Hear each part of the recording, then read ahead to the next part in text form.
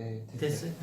안녕하세요. 링컨의 마크터입니다. 이제 아마 이제 2018년 상반기가 본격적으로 이제 시작이 돼서 상반기 이제 처음에 자소서 쓰는 요령을 제가 조금 설명을 드리려고 하거든요. 자소서 쓰는 거에 중요한 포인트를 설명을 드리려고 하는데 아까 여기 이제 새로 상반기 처음 이제 시작하는 스타디인데 여기서 잠깐 설명을 드렸었는데 자소서를 잘 쓰려면 먼저 두 가지가 기본이 돼야 되거든요. 첫 번째로는 내가 가고 싶은 회사나 그걸 둘러싼 인더스트리에 대한 충분한 분석, 그다음에 두 번째는 나의 직무에 대한 충분한 이야기들이 거기 담가 있는 두 가지 요소가 들어가야 되는데 먼저 우리가 자소서 쓰기 전에 어떤 부분을 좀 생각을 해 두셔야 되냐면 기업에서 원하는 게 뭔지를 생각을 해봐야 되거든요. 기업에서 보통 사람을 뽑을 때는 크게 두 가지를 보고 뽑는데 하나는 직무적 역량과 두 번째는 인성이거든요. 그러니까 결국은 면접에서는 이거를 말로 풀어내고 자소서에는 글로 풀어내는 거거든요.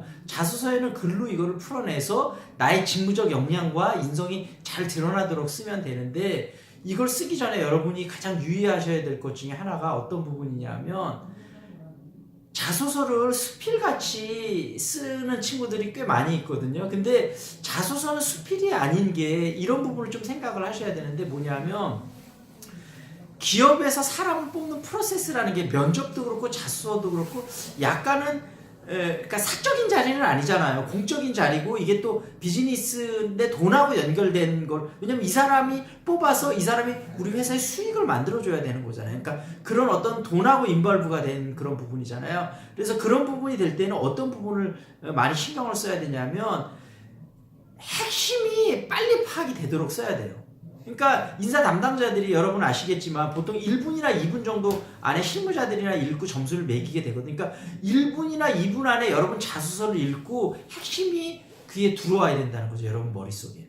그러려면 무엇이 돼야 되냐면 첫 번째로는 소제목이 너무너무나 중요한데 이렇게 얘기하는 친구들 많이 있거든요. 소제목 그거 반드시 써야 되나요?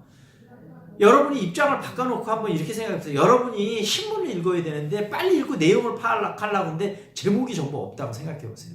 그러면 그 내용을 파악하기가 얼마나 깝깝하겠어요.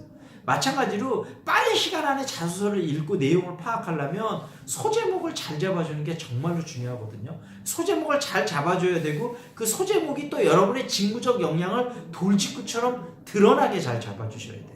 그래서 그 점이 되게 중요하고 그 다음에 스트럭처가 되게 중요하다는 말씀을 드리는데 예를 들면 수필처럼 이렇게 너무 쭉 붙여서 쓰잖아요. 그러면 가독성이 너무나 떨어져요. 300자나 400자 정도 돼갖고 어떤 핵심 내용이 눈에 팍팍 들어오도록 그렇게 잡아줘야 되거든요. 그래서 자소서는 소제목이나 스트럭처를 잘 잡는 게 너무너무나 중요하고 그래서 요거는 제가 별도로 다음번에 시간을 내서 한번 설명을 드릴 거거든요. 소제목하고 스트럭처하고 근데 여러분이 이런 부분을 한번 좀 고민을 해보셔야 되는데 이제 공대랑 인문상경이랑 조금 다른 부분이 있는데 어떤 다른 부분이 있냐면 우리나라 사업이 대부분 아무래도 공대 쪽이 많이 뽑잖아요. 그러다 보니까 솔직히 말씀드리면 공대는 자소서를 조금 못 써도 서류 통과가 많이 되거든요. 근데 인문상경 쪽은 자소서에 좀 더 공을 많이 들여셔야 돼요. 그만큼 뽑는 인원이 적다 보니까 경쟁이 세기 때문에 그래서 이제 공대 같은 경우는 대부분 뭐 인서울이나 지방 국립대나 이제 대기업이나 공기업을 노리고 있는데 특히 이제 일반 대기업일 때는 이 회사에 대한 기업 분석하고 그 다음에 그 인더스트리를 둘러싼 예를 들면 만약에 현대자동차다 아니면 뭐 삼성전자다 이 회사를 둘러싼 부분하고 그 다음에 이 회사의 차세대 성장 동력이 되는 부분을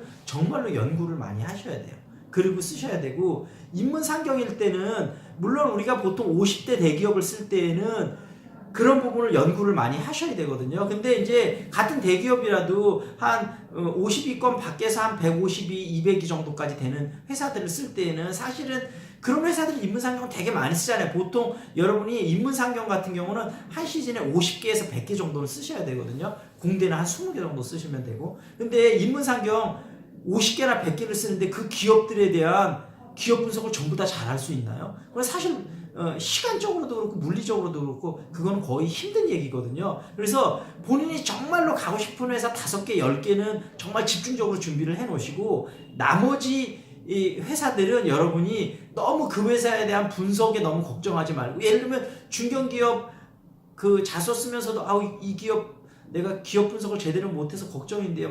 근데 실제 자료 찾아봐도 자료도 별로 없어요. 그래서 그럴 때는 보통 여러분의 직무 중심으로 쓰시면 돼요.